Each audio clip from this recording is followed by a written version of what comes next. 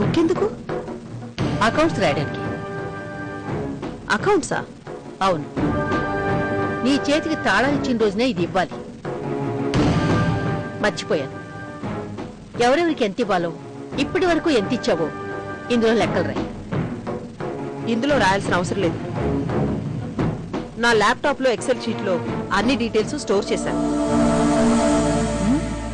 కాలానికి తగ్గట్టు మారాలి. ఈ లెడ్జర్ ని మీ దగ్గరే జాగ్రత్తగా దాచిపెట్టండి. పూర్వకాలంలో తాటాకుల మీద రాసినట్టు మేమిందులో లెక్కలు రాసేవాళ్ళమని ఫ్యూచర్ జనరేషన్ కి చూపించడానికి పనికొస్తుంది. వెటకారమా? భవతి భిక్షాందేహి.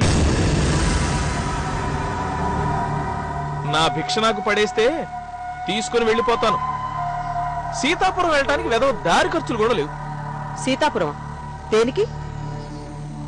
అక్కడ నా పొలం ఉంది కదా వదినే.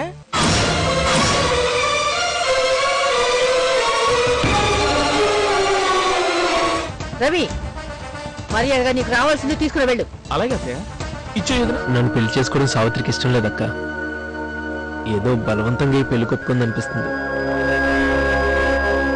పెళ్లి చేసుకోమని మీరేమైనా సావిత్రిని బలవంతం చేశారా? అదేం లేదే. సావిత్రి నీతో పెళ్లి చేసుకోవాలని ఏమైనా చెప్పిందా? అలా ఏమనలేదు. కాకపోతే నా గురించి పెద్దమ్మ గారు అడిగినప్పుడు విశ్వనాథ్ స్నేహితుడు మాత్రమే అని అమ్మగారికి చెప్పింది. నాతో కూడా ఈ పెళ్లి ఇష్టం అన్నట్టుగా ఎప్పుడు మాట్లాడలేదు.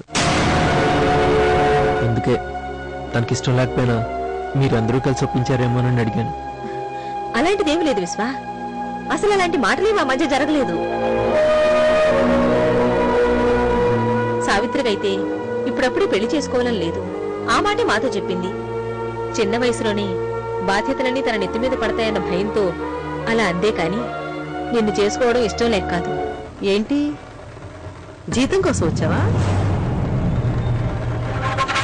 జీతం తీసుకునేటప్పుడు పని మనిషిలా వస్తాం, మిగతా టైంలో మాత్రం మహారాణిలా పోజులు కొడతాం. నేనైతే నీలాంటి గతి లేని దాన్ని పనిలో పెట్టుకుని ఉండేదాన్నే కాదు. నాకు నచ్చని వాళ్ళకి నా చేత్తు ఏది ఇవ్వడానికి నేను ఇష్టపడ్డా.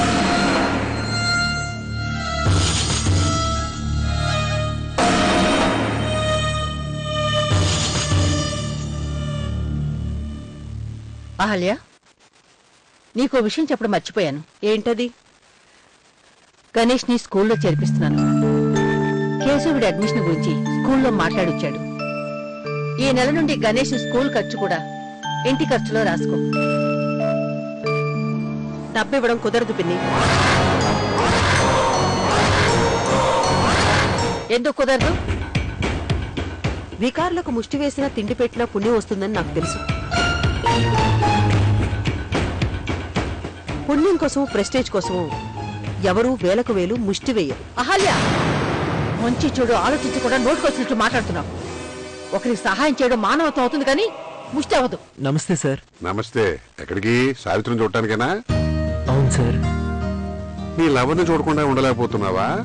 అదేం కాదు సార్, అది నిన్న సావిత్రి నాతో కోపంగా మాట్లాడింది. కోపం తగ్గిందో లేదో చూద్దామని. అవును, మీ అమ్మ ఆరోగ్యం ఎలా ఉంది ఇప్పుడు? అలాగే ఉంది సార్, కొంచెం పర్వాలేదు. ఇల్లు ఏదో రిపేర్ చేయించాలన్నావు, ఏమైనా ఏర్పాటు చేసావా? ఏం చేయాలన్నా డబ్బు ఉండాలి. సావిత్రి మీ ఇంటికి వచ్చాక మీ సమస్యలు సావిత్రికి సంతోషం లేకుండా చేస్తే మీ ఇంటికి సావిత్రి రావటం మంచిదా, లక్ష్మి రావటం మంచిదా? రెండిట్లో ఏదొస్తే మంచిదంటావు?